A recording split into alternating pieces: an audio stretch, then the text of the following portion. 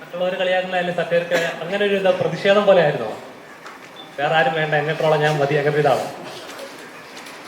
അതെല്ലാം മറ്റേ വിനീതിൻ്റെ ഐഡിയ ആണ്, എൻ്റെ ഒരു പങ്കും പറ്റാത്തില്ല. അല്ലേ, വിനീത് പറഞ്ഞത് അത് നമുക്ക് എന്തെങ്കിലും പ്രശ്നങ്ങളുണ്ടെങ്കിൽ നമ്മളത് ഫേസ് ചെയ്യാന്നുള്ളത്, നമ്മൾ ഒളിച്ചോടിയിട്ട് കാര്യമൊന്നുമില്ല. എനിക്ക് തോന്നുന്നു വിനീതിന് അങ്ങനെ ഒരു ക്യാരക്ടർ എഴുതാൻ എനിക്ക് തോന്നുന്നു നമ്മുടെ കരിയറിൻ്റെ ഭാഗത്ത് സഹായിച്ചു എന്ന് തോന്നുന്നു. അപ്പം അത് എഴുതിയതാണ്. പക്ഷെ അത് സത്യം പറഞ്ഞാൽ ഇങ്ങനെ ഒരു റിസപ്ഷനൊന്നും ഞാൻ മനസ്സിൽ ചിന്തിച്ചിട്ടില്ല. അതൊരു ഗസ്റ്റ് അപ്പിയറൻസ് വന്നു പോകുന്നു എന്നുള്ളത് മാത്രമായിരുന്നു. പക്ഷേ പ്രേക്ഷകർക്ക് അത് ഇഷ്ടപ്പെട്ടു എന്ന് പറഞ്ഞു.